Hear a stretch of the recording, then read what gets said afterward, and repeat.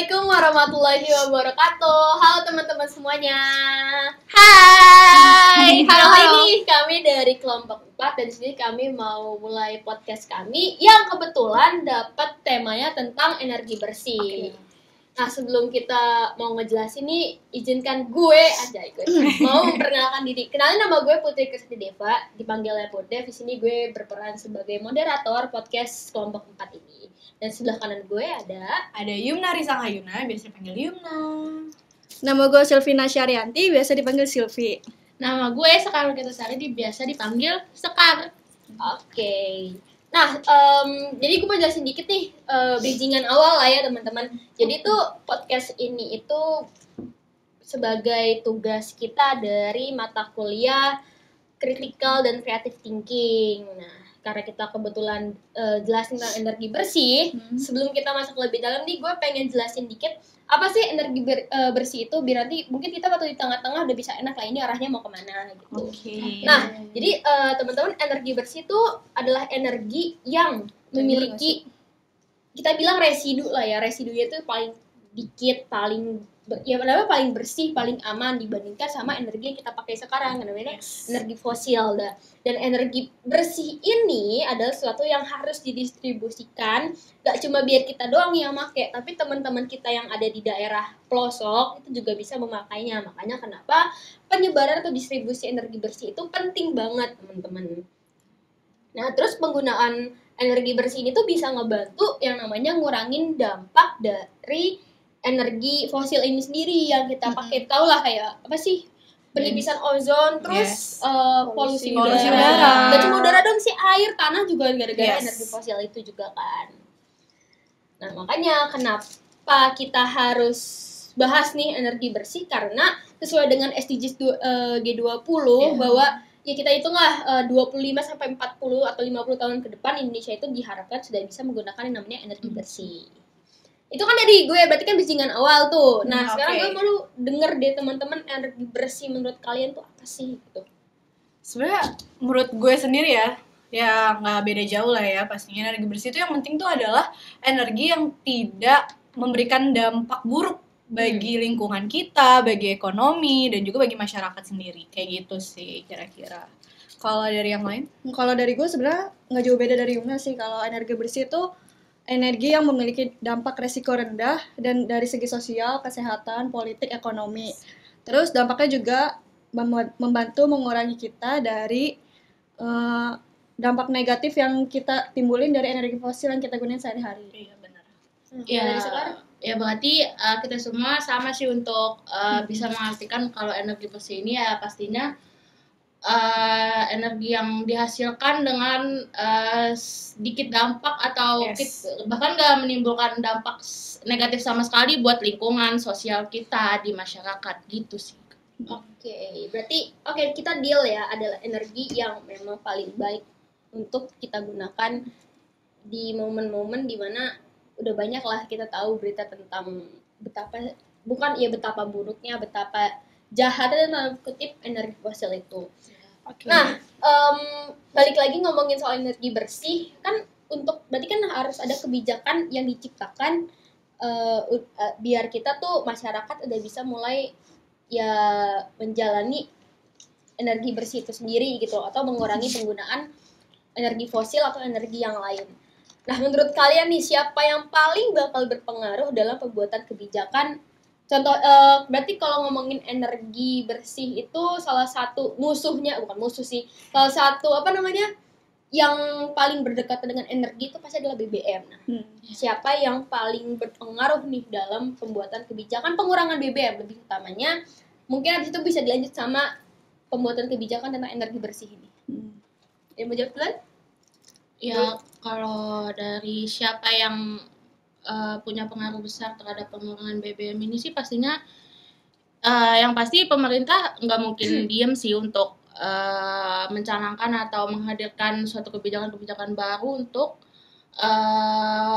mengajak kita masyarakat buat bisa mengurangi BBM, dan pasti dampaknya kan bakal baik juga ke kita. Tapi terkadang pemerintah itu juga Ya sebenarnya mengusulkannya bagus sih, tapi karena emang dari apa ya, untuk pemberdayaan masyarakat di Indonesia kan pastinya masih banyak tuh yang belum mengerti atau bahkan yang mengenyam pendidikan itu, yang dapat pendidikan itu kan masih sedikit ya, maksudnya apalagi sekarang pemerintah mau bikin atau beli BBM lewat aplikasi My Pertamina. Itu kan lumayan susah ya, karena ya masih banyak masyarakat yang belum kenal teknologi, yang belum mahir gitu. Itu sih menurut gue kayak pemerintah harus lebih aware lagi dulu ke masyarakatnya, baru bisa untuk menciptakan atau mencanangkan kebijakan energi bersih ini sih.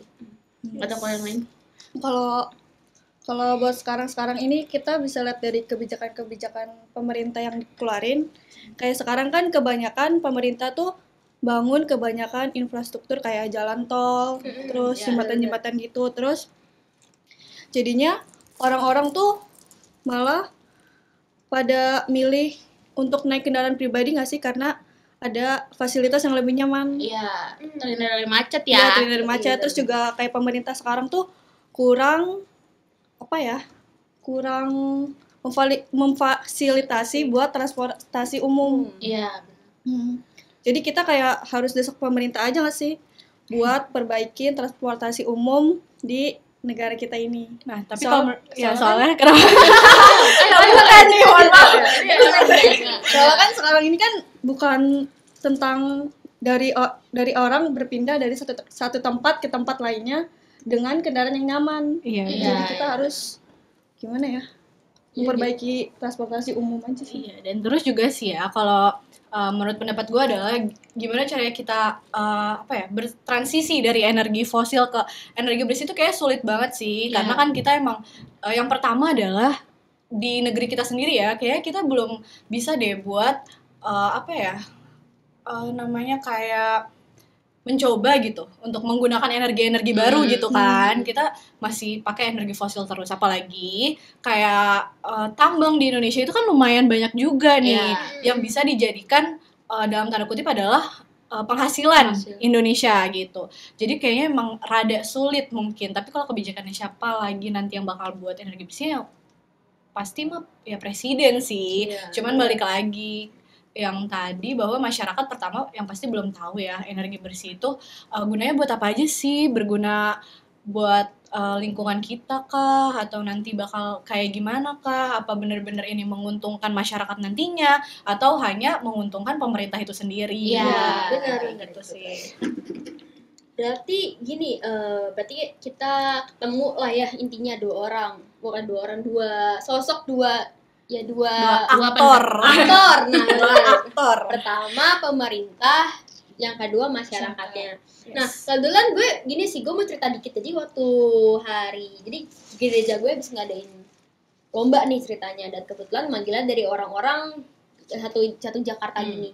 Dan ada nih gue kebetulan jadi nge-LO-in satu gereja, dan itu tuh kebetulan orang yang gue LO-in itu dia kerja di bagian pokoknya berhubungan dengan energi gitu deh. Terus yaudah dong, karena gue kepikiran tugas ini. Oke.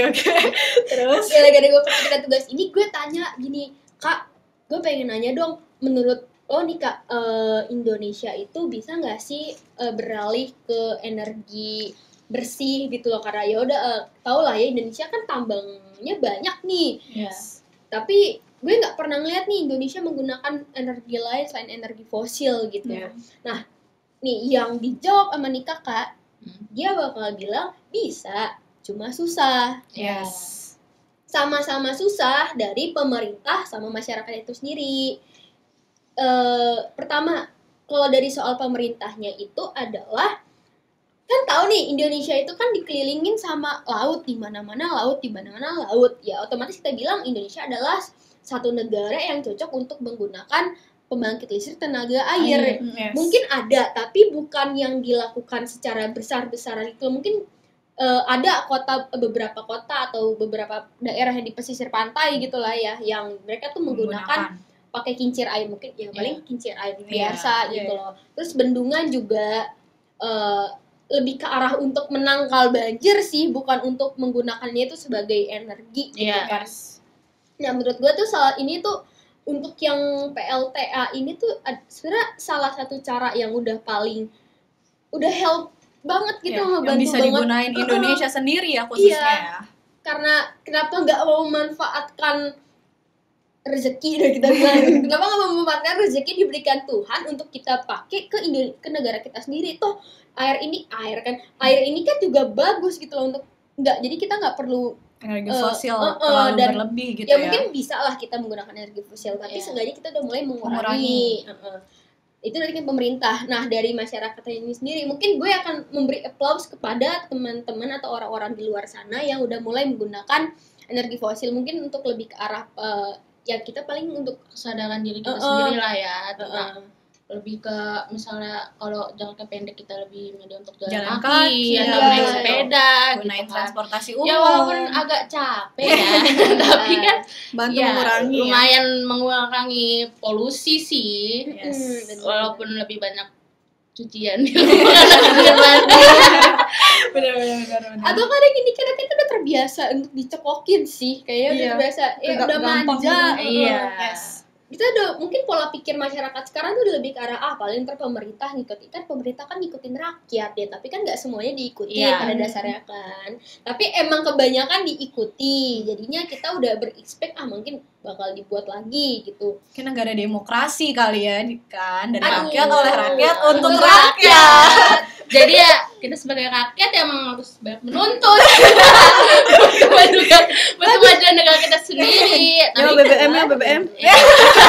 Tapi gue mau menanggapi pendapat gue tadi sih, kayak kita bisa untuk memanfaatkan air untuk pembangkit listrik gitu. Tapi menurut gue ya kayak yang kita tahu masih banyak sih air yang tercemar gitu kan, dan gak bisa untuk gimana ya, untuk digunakan lagi. Jadi menurut gue kalau untuk itu juga sih ya emang balik lagi ke pola kehidupan kita masing-masing. Menjaga lingkungan kita tuh seperti apa. Contoh kecilnya ya kayak membuang sampah di tempatnya, di tempatnya aja tuh masih agak rada susah, apalagi itu sih. Dan ini sih kita kan emang belum explore ya energi bersih sampai ke sana, karena juga satu teknologinya kayaknya Indonesia untuk saat ini kayak belum mumpuni untuk sampai ke sana gitu, sampai memanfaatkan energi itu sendiri sih. Jadi ya mungkin penerapan energi bersih di Indonesia bisa mungkin ya berapa tahun? 50 tahun lagi. Kayak lagu 50 tahun lagi sekarang atau Oke, lanjut kali ya kita. Lanjut. Udah mana-mana nih. Kan nih. Gue udah sempat disinggung dikit sama Yumna sih tentang kapannya tuh. Dia bilang 50 tahun. Berarti kan pertanyaannya kapan waktu terbaik Indonesia kalau mau ngejalanin kebijakan ini. Oke, dari Yumna 50 tahun. Dari gue sebenarnya kalau udah mulai, kalau dilihat dari masyarakat yang sekarang sih itu paling ya sama sih, tapi kurang dikit kan. 40 tahun. Ya kurang dikit berarti 45 tahun. Indonesia 100 tahun lah ya, udah bisa. Ya. Diharapkan insya Allah. Amin. Dah lo. Dari dulu berapa? 100. Indonesia 100 tahun berarti kan 2045 dah tuh. Ya kurangin 5 lah. 2040. Kalau 45 berarti ya 25 tahun dari gue, agak cepetan sih ya. Dikit lah. Belum sih. Gak apa-apa lah. Ya, berharap gak apa-apa dong. Iya, ya kalau gue sendiri sih lebih ke kapan ya? Ya lebih ya gimana ya, dibilang untuk bertahun-tahun itu ya bisa jadi, tapi ya kalau misalnya dari pemerintahnya sendiri udah bisa untuk menangani secara cepat menangani secara cepat, terus menyadarkan masyarakat, tapi ya susah juga sih kalau sadar kan harus dari diri sendiri. Ya mungkin kalau untuk penerapan ya bisa sih untuk 3 atau 4 tahun lagi kan. Berbeda. Kan bisa tuh yang tentang yang di ibu kota negara yang baru. Iya benar. Itu kan bisa kan. Calon. Iya calon berarti lu diundang nggak? Calon aja. Iya, menurut gua ya 3-4 tahun lagi mungkin bisa terrealisasikan ya untuk pemanfaatan energi bersihnya terlebih lagi di calon ibu kota baru kita itu. Iya, ibu kota Negara calon ibu kota negara kita itu kan udah mau dipindah ke Kalimantan yang kita tahu masih banyak udara bersih kayak karena kan di sana masih banyak hutan gitu kan. Ya mungkin untuk merealisasikan istilahnya energi bersih pertama kali di Indonesia ya mungkin di sana menurut gua gitu. Terus juga sorry gue potong dikit. Nggak apa-apa. Terus juga kita tahu lah alasan utamanya ibu kota dipindahin karena memang Kalimantan itu bukan daerah yang lebih sering bencana gitu ya. Jadi kayak paling aman dan mungkin untuk pembangunannya itu sendiri pembangunan si energi bersihnya itu lagi entah itu peralatan atau infrastrukturnya mungkin akan lebih dimudahkan karena memang kita nggak perlu memikirkan besar-besaran bakal ada kejadian apa nih yang bisa merusakkan atau menghancurkan gitu loh. Jadi bisa sih benar-benar di ibu kota negara baru ini nanti ituan mulai diterapkan lah Iya, mulai diterapkan yang pertamanya. Oke. Udah, dari dulu ada. Udah. Udah 35 tahun. Ya kali tambahan soal si ibu kota negara baru ini gitu loh. Bisa juga mungkin ya. Pendapat gue ya, selain di ibu kota negara baru bisa juga sebenarnya di Jakarta nggak sih? Karena kayak yang kita tahu adalah Jakarta itu merupakan kota dengan polusi terburuk. Bahkan dari WHO sendiri udah bilang kan kita udah melebihi batas jangkauan aman nih polusi kita. Barusan gue 95% nggak sih? Iya udah 95% di antara. Berarti udah buruk banget kan? Bisa harusnya. Asma semua. Sebenarnya kalau misalnya bisa diterapin di Jakarta dan hasilnya nanti kemudian Jakarta polusinya menurun itu bisa menjadi suatu studi kasus yang hebat juga nggak sih? Kalau misalnya benar-benar terjadi gitu. Ya soalnya di Jakarta juga kan banyak transportasi umum kayak kereta. Nah, ya benar. Yang di negara-negara di yang di kota-kota lain tuh belum ada ya. Iya. Tapi malah polusi kita paling tinggi gitu. Karena kebanyakan masyarakatnya di sini pada pakai kendaraan pribadi. Iya, terus kan terlebih lagi kan di Jakarta sendiri kan banyak itu orang-orang transmigrasi kan dari daerah ke kota. Yang pastinya bakal kerja di sini. Iya, bakal membludak di sini. Tapi kan kalau menurut gue kalau di Jakarta sendiri pastinya pemerintah istilahnya pemusatan dari seluruh pemerintahan kan ada di sini. Iya, tapi kan mereka lebih kayak lebih ke istilahnya ya di Jakarta Pusat, Jakarta Selatan yang emang tingkat ekonominya daripada Jakarta yang lain. Itu kan lebih tingkat ekonomi lebih tinggi kan. Mungkin pemerintah lebih untuk melihat ke sana padahal di pelosok-pelosok Jakarta yang lain pinggiran Jakarta itu kan masih banyak masyarakat yang pastinya ekonominya menengah ke bawah gitu kan. Apalagi kan sekarang tuh pemerintah udah kayak mencanangkan nih kalau mobil listrik ini harus jadi kendaraan pemerintah. Nah, kendaraan dinas. Kendaraan dinas pemerintah, ya kan? Pasti kan yang itu nantinya bakal itu buat pemerintah, tapi kan nanti yang energi yang kaum dewa tertinggal tapi yang di atas ya tetap borju. Berarti logikanya yang kaya makin kaya, yang miskin makin miskin. Iya. Karena kapitalis. Iya, jadi kayak sebenarnya penerapan energi bersih ini kayaknya ya mungkin bukan hanya sih ya. Lebih ke kaum elit gitu nggak sih yang lebih dulu menerapkan, apalagi mobil listrik juga bukan sesuatu yang murah ya, semua orang bisa jangkau sih. Kayak contohnya kita aja kalau misalnya sama pemerintah kayaknya mau istilahnya ngasih kita satu nih kan ya udah tinggal ngasih, tapi kalau untuk ngecas kan kita pakai dana kita sendiri dong, listrik kita sendiri. Yang tadinya listrik cuma 150.000 jadi 150 juta. Agak jomplang ya. Benar sekali. Terus juga yang tadi gue mau nyinggung kenapa terlebih ini untuk bisa kita nih pakai transportasi umum tapi cuma kan.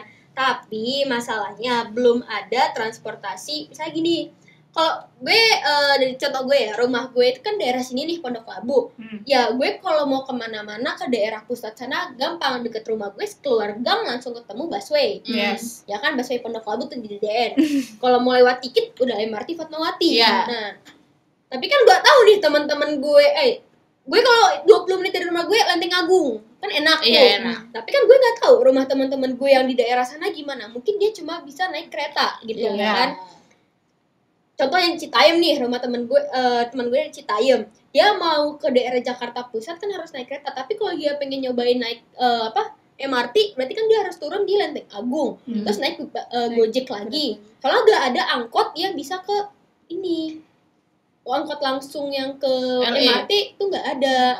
Ya, jadi fasilitas juga sebenarnya Masih Iya. harus diperbaiki. Masih harus Makanya diperbaiki kenapa banget sih. prefernya kendaraan pribadi ya, karena sebenarnya Iya. lebih nggak ribet nggak sih? Karena fasilitas kita kan kayak ganti-ganti Kayak kereta. nggak makan Iya. waktu. Yes. Terus kan pastinya transit kalau terus. ada kayak penutupan jalan yang Iya, ganjil belum genap lagi itu kan pasti kalau emang lagi ditutup jalannya kan mereka bisa istirahat di kendaraan mereka sendiri Iya, kan. betul.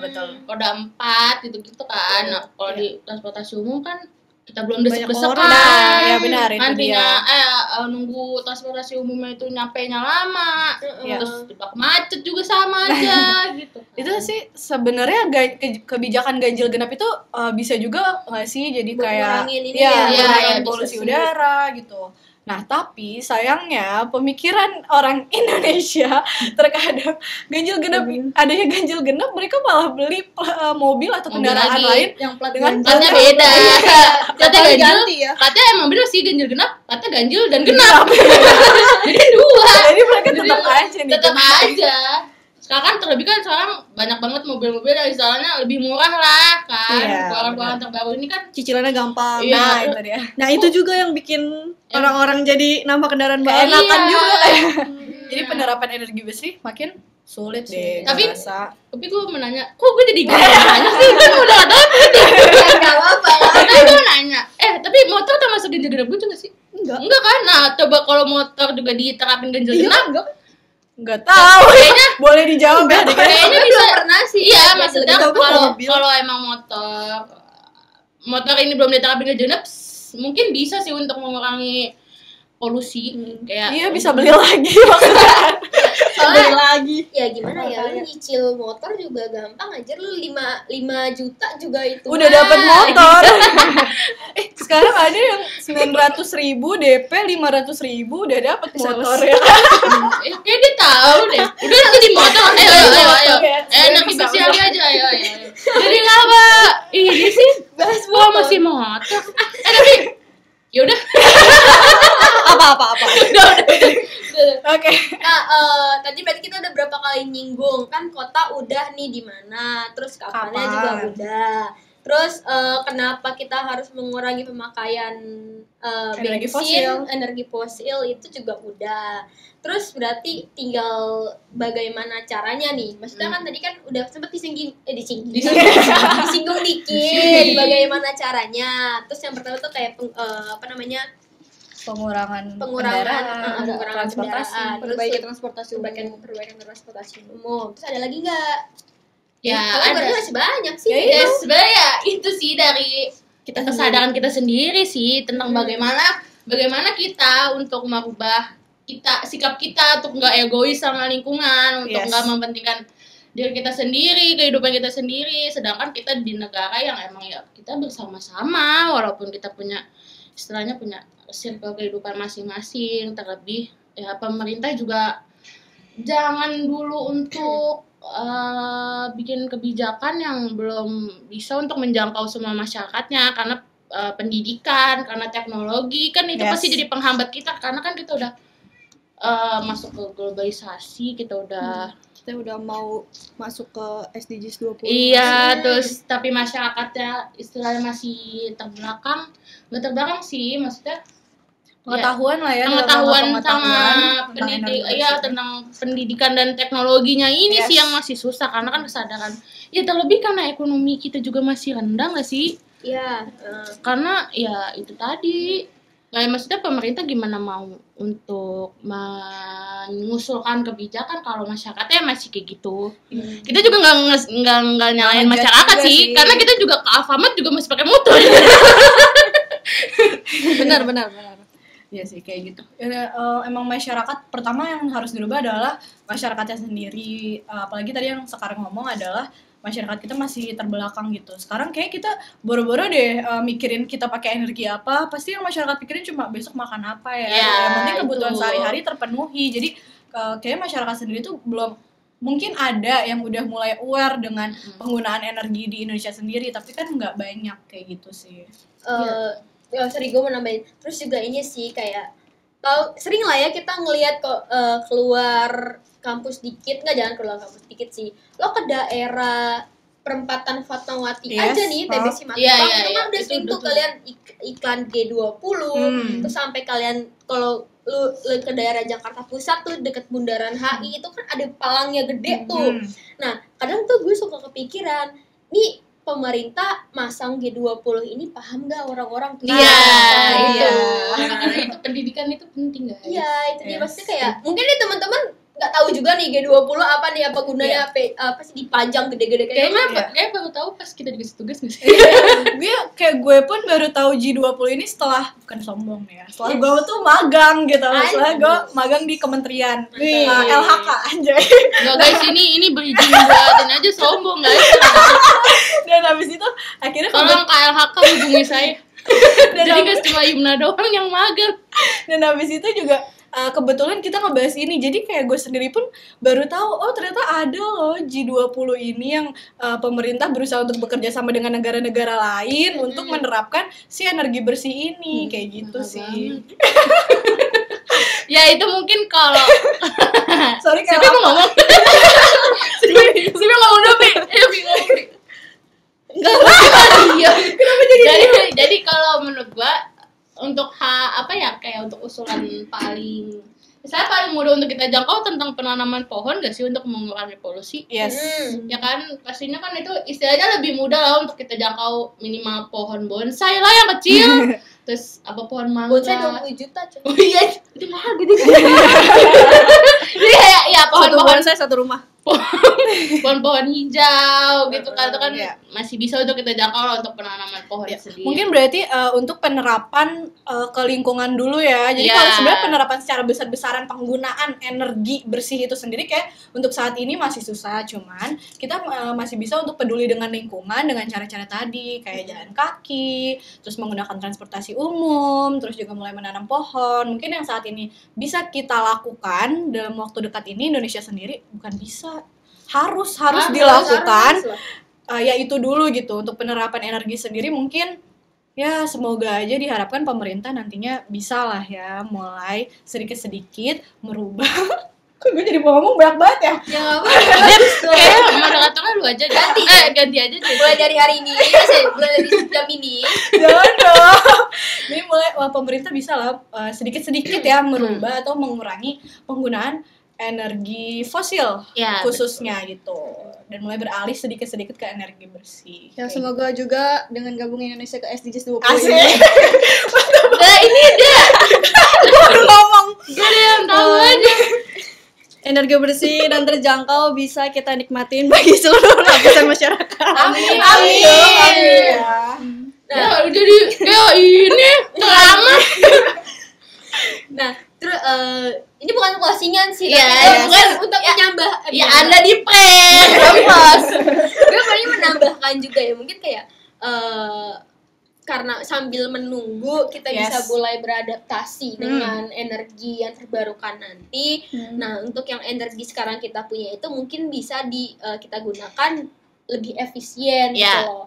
Jadi biar nggak habis duluan terus kita Yes. kelimpungan nih pakai Bingung energi mau pakai apaan, apa lagi. gitu kan. Nah, soalnya tuh dalam 20 tahun terakhir ini negara-negara di luar sana tuh ya kita tahu lah negara-negara mana, ya sebut aja lah negeri Paman Sam, Paman Sam. Amerika, Oh, iya, gitu benar. kan. Atau mungkin negara-negara di luar sana yang udah maju, yang teknologinya lebih terbarukan itu Daripada juga kita. mereka udah melakukan langkah besar gitu loh dalam mengurangi dan melakukan peralihan ke energi yang lebih terbarukan gitu loh. Jadi Iya. semoga kita kayak Indonesia kayak lagi ulang tahun kayak tau gak sih? Nah, jadi ya kita berharap Indonesia tuh bisa mulai mengikuti jejak-jejak mereka ya. Nggak perlulah kita lari atau lompat tinggi atau lompat jauh gitu loh. Kita bisa mulai kayak jalan setapak dikit-dikit gitu loh. Nggak apa-apa sebenarnya kalau dari gue. Tapi kan kita nggak tahu ya orang-orang di luar sana kan ada yang mungkin udah kayak yang lebih pengen udah cepet aja gitu loh. Dan gara-gara permintaannya cepat maka mungkin logikanya pemerintah itu juga bakal cari cara yang lebih efisien ya, dan yang dirasa lebih dibutuhkan masyarakat sendiri sih. Tapi bukan efisien sih, kayak karena pengen menuruti permintaan masyarakat sendiri ya. Cepat, dia tuh sampai kayak udah cari yang lebih praktis.